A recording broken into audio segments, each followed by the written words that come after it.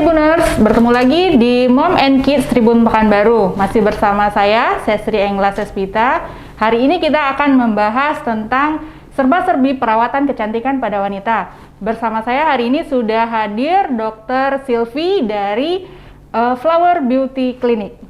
Bersama Dr. Silvi nanti kita akan membahas tuntas tentang perawatan-perawatan kecantikan dan apa yang harus dilakukan para wanita untuk menjaga kesehatan kulitnya.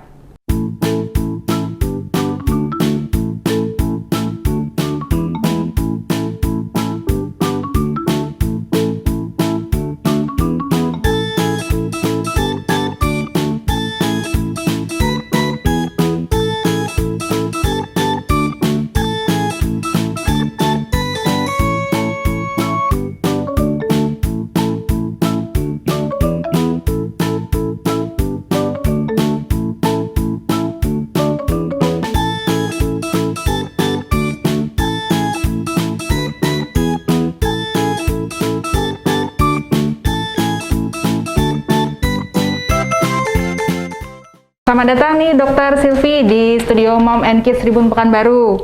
Apa kabar nih dok? Alhamdulillah sehat. Nih dok, hari ini kita akan membahas seputar perawatan kecantikan nih dok. Ini kan bagi setiap wanita, baik itu ibu rumah tangga, ibu bekerja, pastinya pengen tampil cantik dan fresh selalu gini dok. Jadi terkadang kesibukan itu bikin lupa untuk merawatan kecantikan, merawat kulit. Nah ini gimana nih dok? Apa yang harus dilakukan oleh para wanita untuk tetap menjaga kulitnya tetap sehat, bisa tetap cantik dan fresh selalu nih dok?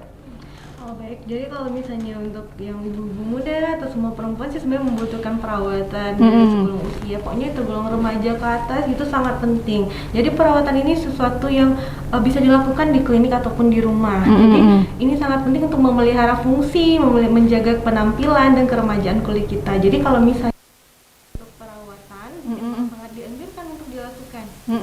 Jadi sebelum kita bahas tentang perawatan nih dok, mungkin bisa dijelasin dulu dok, sebenarnya gimana sih cara kita mengenali jenis-jenis kulit kita masing-masing? Pasti setiap orang punya jenis kulit yang beda-beda. Nah untuk bisa melakukan perawatan apa sih yang cocok, pastinya kita harus tahu jenis kulit kita dulu gitu ya dok ya.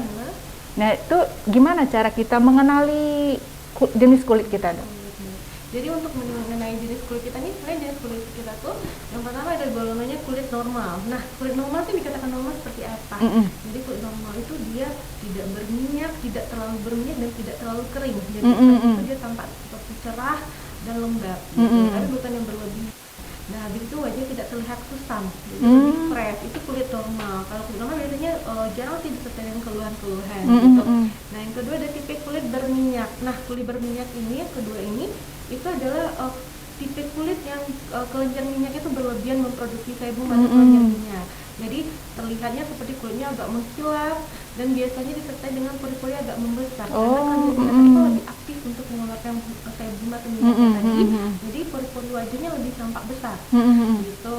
Terus biasanya kalau yang kulit berminyak ini rentan berkaitan dengan jerawat biasanya. Oh, biasa itu ya permasalahannya dok ya? Permasalahannya rentan terhadap jerawat. Nah, next habis itu kita bisa golongnya ke kulit kering. Nah, kalau kulit kering ini biasa kulit yang terlihat sangat kusam dan gampang sensitif biasanya gitu. Atau kita bisa lihat tampilannya itu kan karena hasil produksi minyaknya berkurang dibanding normalnya. Jadi kulit tampak kering dan lebih nampak iritasi dan gampang mengelupas. Oh gitu. Untuk kulit kering ini biasanya lebih sensitif terhadap bahan-bahan kimia atau apapun yang reaksi alergi yang bisa memicu. Jadi kalau kita sudah mengenali jenis kulit kita nih dok, nih jadi kapan kita harus mulai melakukan perawatan kulit nih dok? Apakah nunggu mungkin udah menikah dulu gitu dok, atau nunggu punya anak dulu, atau muncul keluhan-keluhan dulu dok? Oh gini, jadi sepertinya gunanya yang pertama dulu prinsip dari perawatan kulit sebenarnya kan menjaga, memelihara dan merawat keremajaan tadi. Nah, beda nih sama sakit-sakit yang lain. Kalau sakit batuk, demam harus demam dulu, minum obat sebelum ya benar. Jadi harus dipelihara gitu. Jadi kalau ditanya kapan harusnya perawatan atau menunggu keluhan muncul, sebaiknya sejak dini itu udah dilakukan perawatan karena hasil perawatan itu perlu proses juga, nggak ada yang instan. Jadi untuk mendapatkan hasil dan indah itu sejalan dengan kebiasaan perawatannya dan rutinannya. Jadi nggak perlu harus nunggu jerawatnya muncul dulu. Oh, nggak perlu ya dok ya. Jerawatnya dulu. Jadi kalau misalnya wajahnya bagus nih, kita pelihara yang sehat ini. Tapi kalau udah muncul keluhan, kita obati. Walaupun setelah kita obati tuntas, belum tentu semua lepas. Jadi kita tetap jaga karena semakin ini bertambahnya usia, tambah lagi di faktor lingkungan bisa memicu kerusakan juga. Biasanya kalau keluhan-keluhan pada kulit itu dok, yang paling umum selain jerawat, itu apa yang paling sering dok, mungkin dokter tangani atau temukan sama pasien-pasien gitu dok? Kalau paling umum saya kan jerawat. Yang kedua tuh flek-flek ya, hiperpigmentasi pada area kulit. Yang ketiga tuh kerutan. Gitu. Nah selain kerutan juga ada reaksi-reaksi, iritasi, sensitivitas terhadap kulit, terhadap pemakaian produk yang sembarangan gitu. Jadi kalau untuk memulai perawatan tuh mulai dari mana dulu nih dok? Kita kan udah mungkin baru sadar diri gitu kan, baru sadar diri, wah sudah harus memulai ini merawat kulit gitu. Jadi kita mulainya dari mana dok?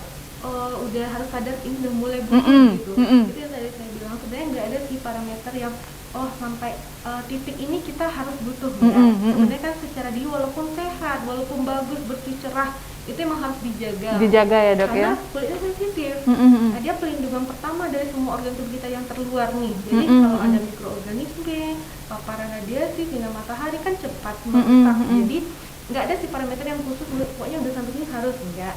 Emang harus secara dini walaupun nggak ada masalah. Tapi kalau misalnya ada jerawat, jangan tunggu dulu rame, jangan dulu radang. Jadi udah tumbuh beruntusan, berarti yuk kita perawatan, kita bersihkan. Atau flek udah mulai nampak wajah kusam, samar, jangan dibiarin banyak dulu nampaknya baru muncul, baru kita muncul ke klinik-klinik atau perawatan kecantikan, karena grade-grade-nya ada lagi gitu, penanganannya gitu. Beda dan proses penyembuhannya pun juga lama gitu. Kalau untuk pemilihan produk-produk sendiri gimana dok? Gimana kita memilih atau menentukan pilihan kita? Oh, kayaknya ini bisa dipakai, ini bisa dipakai. Itu ada faktor-faktor yang harus diketahui dulu nggak gitu?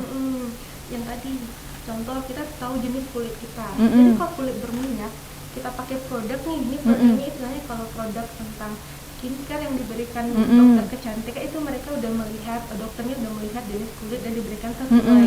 Tapi bagi ibu-ibu atau para wanita yang di luar sana yang misalnya membeli sendiri atau membeli produk-produk kecantikan yang bisa dibeli bebas, itu harus diperhatikan. Kalau beli berminyak jangan beli yang ini yang oil based, jadi water based yang makin masih berkuah minyak wajahnya gitu. Kalau minyak ditambah lagi ya jerawatnya makin hebat deh.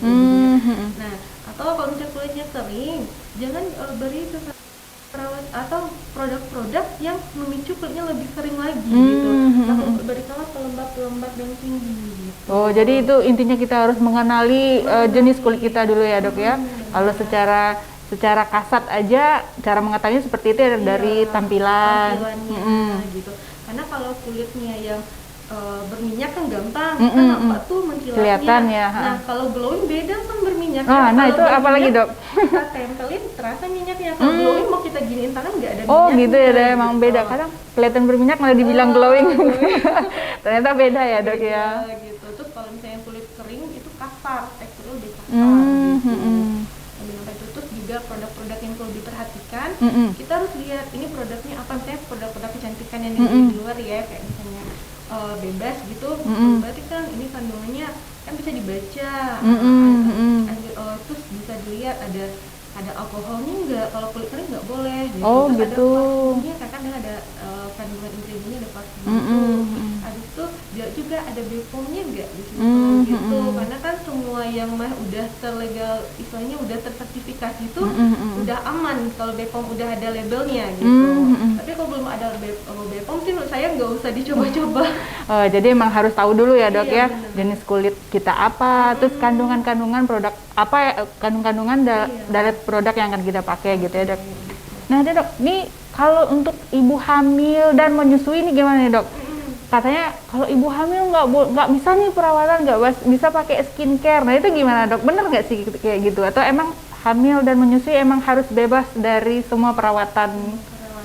Jadi gini, sebenarnya kan ibu hamil atau menyusui itu kan ada sesuatu yang dijaganya, Jadi emang nggak semua produk atau kandungan dari skincare itu bisa dipakai, karena nanti efeknya karena diaplikasikan kulit kan nyerap, jadi nanti pembuluh darah juga menyerap kandungan itu, jadi sampai ke janin, mengganggu janin juga. Jadi kalau untuk ibu hamil bukan berarti nggak pakai skincare, tetap pakai. Jadi bisa kita gunakan face wash-nya, gitu kan, tonernya, kayak sunscreen-nya, tapi dengan catatan yang kandungannya tuh masih aman untuk ibu hamil. Nah, lebih baiknya dikonsulkan, jangan beli sendiri gitu. Atau kalaupun beli sendiri, lihat yang labelnya itu emang aman untuk ibu hamil atau menyusui gitu. Biasanya kandungan seperti apa yang harus dihindari?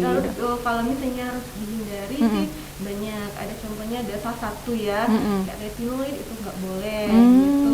Apalagi kalau ada flek-flek kan kadang-kadang kayak logam-logam itu nggak boleh. Ada kandungan hidroquinone itu nggak boleh. Oh, tapi sebaiknya mengkonsultasi dengan dokter dulu ya, Dok ya. Konsultasi gitu, biar kita aman menggunakannya gitu. Oke, sip. Ragam informasi terkini kami hadirkan tiada henti. Simak tribunpekanbaru.com.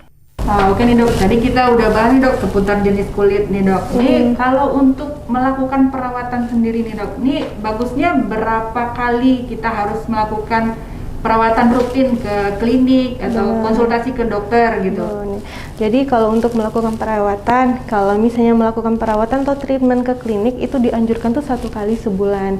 Nah, minimal 1 kali sebulan. Karena kenapa? Gunanya perawatan itu kan lebih membantu membersihkan wajah dan pengangkatan sel kulit mati, dibersihkan, pori-pori kita yang tersumbat dengan penumpukan sel kulit mati kita bersihkan. Jadi dari setiap kita ini itu siklusnya 27 hari atau 28 hari itu terjadi pergantian sel kulit mati menjadi sel kulit baru. Tapi nggak semua orang, maksud itu tidak semua usia. Rata-rata Semakin bertambahnya usia kita, semakin panjang prosesnya, semakin lambat. Gitu. Jadi makanya orang yang usianya lebih lanjut lebih rentan nampak kusam lebih lama, karena penumpukan sel kulit mati itu pergantian dengan sel kulit baru tuh lebih panjang. Oh, gitu. bukan orang yang lebih muda yang lebih panjang gitu Dok? Oh enggak, ya? enggak. Yang lebih usia lanjut nanti lebih panjang durasi dari proses regenerasi kulitnya gitu. Kalau misalnya dibilang ke bayi nih misal ada luka atau ada apa, penyembuhannya kan cepet tuh. Karena proses perbaikan dari regenerasi kulit tadi tuh cepat muncul sel kulit baru yang sehat. Makanya sebaiknya rutin 1 bulan. 1 kali sebulan minimalnya. Itu minimal perawatan apa Dok yang 1 bulan sekali itu? Jadi perawatan tuh tergantung sama keluhan. Nah, kalau seperti tadi kulit normal tanpa keluhan, misalnya mau cuman mengangkat sel kulit mati, membersihkan wajah dari komedo-komedonya, itu palingan dengan facial bisa. Atau facialnya kan banyak pilihannya. Ada facial yang pakai sistemnya facial fotodinamik yang menggunakan sinar cahaya, ada menggunakan dengan mikrodermabrasi yang pakai kristal yang lebih mengangkat sel kulit mati gitu. Tapi kalau udah arahnya akne atau flek, beda lagi penanganannya gitu. Jadi untuk yang dianjurkan sih emang harus dikonsultasi, jadi nggak bisa ditebak-tebak dari rumah. Pokoknya saya nanti mau A, sedangkan kita jerawatan nih. Nggak bisa lihat promo dulu berarti Dok? Promo boleh, biasa promo bisa. Biasanya kan lihat promo, wah ada promo facial ini, oh yang penting ini aja deh gitu. Bisa, kalau misalnya mau lihat promo, cuman sebaiknya dikonsultasikan. Kalau nggak ada masalah sih wajah oke aja. Tapi kalau misalnya kita jerawatan, promonya untuk brightening, buat apa dipaksain? Karena nggak cocok. Justru wajah lebih bermasalah lagi nantinya gitu. Jadi kita harus mengenali jenis kulit kita, Bener. keluhannya seperti apa, Iya. baru kita bisa memutuskan, wah ini kita harus melakukan perawatan ini Perawatan gitu ya Dok ya. apa, gitu. Nah, ngomong-ngomong soal perawatan di Flower Beauty Clinic nih Dok, nih di Flower ada perawatan apa-apa aja Dok? Oh, untuk perawatan di Flower Beauty Clinic itu kombinasinya ada, jenis-jenisnya bukan kombinasi sebenarnya. Jadi ada facial. Nah, facial ini kan seperti tahapan yang udah kita ketahui selama ini, dibersihkan wajahnya, dibuka pori-pori, dikeluarkan komedo, ada dimasas, nanti ada pemanasan serum dan di masker gitu. Nah, selain itu ada perawatan yang pakai mikrodermabrasi yang saya sebutkan tadi yang menggunakan kristal. Jadi tahapannya sebenarnya hampir sama dengan facial, cuman ada tambahan alat menggunakan kristal khusus yang diaplikasikan ke area wajah untuk mengangkat sel kulit mati dan memberikan efek lebih cerah sehingga sel kulit baru muncul lebih cepat dan lebih sehat. Nah, habis itu juga bisa menggunakan tembak cahaya. Tembak cahaya itu bukan ada 2 sih, ada yang laser non laser, ada non invasif sama invasif. Jadi istilahnya Yang kalau misalnya si perawatan yang pakai cuman gelombang cahaya aja itu ada PDT sama IPL. Nah, kalau PDT ini photodynamic facial therapy, ini lebih dimanfaatkan untuk acne, untuk mencerahkan, dan rejuve ini untuk meremajakan. Kalau si IPL sendiri itu banyak fungsinya. Kalau IPL itu bisa untuk jerawat, untuk pigmen, untuk flek, bisa glowing, menghilangkan bulu-bulu halus atau vaskular di wajah, atau bisa untuk itu. Nah, next bisa juga dengan penggunaan perawatan laser. Laser kita di sini ada 2 jenis. Ada laser untuk dot laser sama si EQ laser. Nah, EQ ini fungsinya untuk mengontrol minyak berlebihan dan mengecilkan pori-pori dan mengatasi jerawat yang membandel atau jerawat batu. Tapi kalau si dot laser lebih fokusnya untuk bopeng sama ngecilin pori-pori dan memperbaiki stretch mark nih. Oh, bisa juga dong, bisa dengan laser gitu. Selain itu sih baru seperti biasa sih kayak peeling seperti itu. Terus ada tindakan lagi sih yang khusus, yang pakai alat khusus yang kayak dermapen, istilah sama kita sih dermablad, dermabrek, dan dermaskar. Itu apa lagi tuh, Dok? Itu gunanya untuk mencerahkan, mengecilkan pori-pori, menyamarkan flek. Terus juga bisa menumbuhkan rambut-rambut halus di area kepala yang misalnya pada laki-laki kan banyak tuh yang kebotakan. Nah, jadi juga bisa. Itu tuh menggunakan satu alat yang emang jarumnya ukurannya itu mikro. Nah, khusus dermablad. Yang istilah itu dermablad di tempat kita sih. Kalau dari luar dikenal dengan PRP. Nah, jadi dia menggunakan serum yang terbentuk dari darah sendiri. Jadi darah tubuh pasien yang kita ambil, yang kita proses, nanti kita ambil bagian platelet plasma yang PRP tadi, yang kita oleskan ke seluruh wajah, yang bisa memperbaiki keadaan bekas jerawat, flek, pori-pori membesar, dan kerutan halus. Oh, udah lengkap banget ya di Flower Beauty Clinic itu ya, Dok ya? ya untuk perawatan wajah sih kita tergolong lengkap untuk lengkap perawatannya, kombinasinya. Ini Dok, mungkin bisa dokter kasih tips sendiri, tips tersendiri Dok, apa dan bagaimana yang harus dilakukan setiap wanita untuk menjaga kulitnya tetap sehat nih, Dok, walaupun sibuk aktivitas macam-macam gitu. Oke. Jadi yang paling penting itu menjaga makanan yang dari dalam. Makanan yang sehat, banyak makan buah, sayur, minum air putih, jangan sampai dehidrasi atau jangan sampai kurang, karena walaupun kayak air putih nggak mengobati keluhan, tapi membantu dalam proses penyembuhan keluhan apapun di kulit kita dan menjaga kelembapan. Sebagus-bagusnya kulit, secerah-cerahnya kalau kering tetap nggak enak dilihat gitu, terlihat kusam juga nantinya. Nah, jadi tipsnya makan yang sehat, konsumsi air putih yang cukup minimal 2 liter sehari, lakukan secara berkala perawatan setidaknya 1 kali sebulan ke klinik kecantikan, dan di rumah bisa gunakan masker 1 kali seminggu. Masker ya, Dok? Iya, bisa juga. Dan yang di rumah produk skincare tetap digunain juga. Contoh cuci muka, toner, cleansing. Khusus nih untuk yang berminyak sama berminyak harus double cleansing nih biar nggak jerawatan, memicu jerawatan nih minyaknya. Jadi perlu pakai double cleansing, pakai pelembab, dan sunscreen paling penting. Paling penting ya, Dok? Paling penting bukan baru panas ya, Dok ya? Benar sekali. Jadi mesti pakai Sunscreen. Nah, milih sunscreen ini gimana, Dok? Kalau milih kan banyak ada SPF-nya macam-macam. Benar, Itu iya. disesuaikan juga dengan jenis kulit kita, atau kita bisa pakai SPF tinggi aja gitu? Jadi gini, kalau sunscreen ini kan semakin tinggi SPF-nya biasanya itunya lebih oily. Jadi kalau kulit berminyak nggak usah pakai yang tinggi-tinggi. Jadi cukup aja sampai 30 maksimal udah gitu. Nah, tapi kalau kulitnya yang lain, yang misalnya kering atau normal sih nggak apa-apa, tergantung juga ada aktivitas. Jadi sebenarnya minimalnya bagusnya 15 SPF-nya gitu. Bisa 30, bisa 50. Kalau orang yang biasa aktivitas di luar ruangan, terpapar mataharinya lebih ekstra, itu boleh dipakaikan yang tinggi. Jadi sebenarnya tuh maksud SPF tadi itu, misal nih kita di bawah matahari tanpa sunscreen atau pakai tanpa sunblock 15 atau 10 menit kebakar nih kulit, kena radiasi matahari. Kulit matahari itu kan diserap kulit tuh yang merusak. Nah, kalau misalnya 10 menit, kalau kita pakai SPF 15 berarti butuh 150 menit baru kulit dirusak matahari. Gitu. Makanya sunblock tuh wajib gunakan 2 sampai 3 jam jika beraktivitas di luar ruangan. Aktivitas di luar ruangan. Benar. Kalau di Flower Beauty Clinic bukanya setiap hari, Dok? Buka setiap hari, Senin sampai Minggu. Kita bukanya jam 10 sampai jam 6 sore. Kecuali di hari Minggu, di minggu kedua tiap bulan kita lakukan off. Ya, Iya, benar. Minggu kedua setiap bulan. Minggu ya, kedua setiap Jadi, bulan. tetap bisa perawatan, tinggal sesuaikan waktunya ya, Iya, Dok, ya? benar.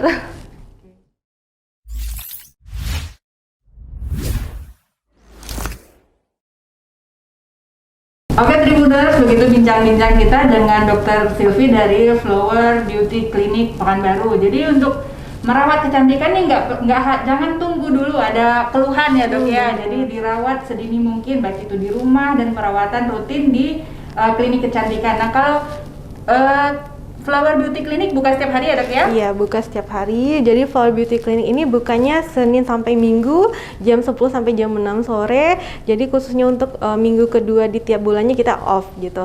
Dan untuk alamat itu sendiri dari klinik ini ada di Jalan Tengkuman nomor 12C. Jadi untuk para teman-teman atau ibu-ibu yang mau konsultasi lebih lanjut bisa datang ke Flower Beauty Clinic dan juga bisa lihat review tentang produk atau treatment kita melalui Instagram kita yaitu Flower Clinic _PKU. Dan setiap misalnya ada ibu-ibu atau mbak-mbak, kakak-kakak, mas-mas yang mau konsultasi tidak bisa datang ke klinik, bisa konsultasi sama kita lewat via online melalui WA kita yang terdapat nomor link WA-nya di Instagram kita, dan juga bisa membeli produk melalui aplikasi Shopee dan juga bisa kita paketkan melalui kurir paket gitu ke alamatnya pasien-pasien kita. Oke, Gitu. Tribuners, terima kasih lagi nih untuk Dr. Silvi udah hadir di Mom and Kids Tribun Pekanbaru.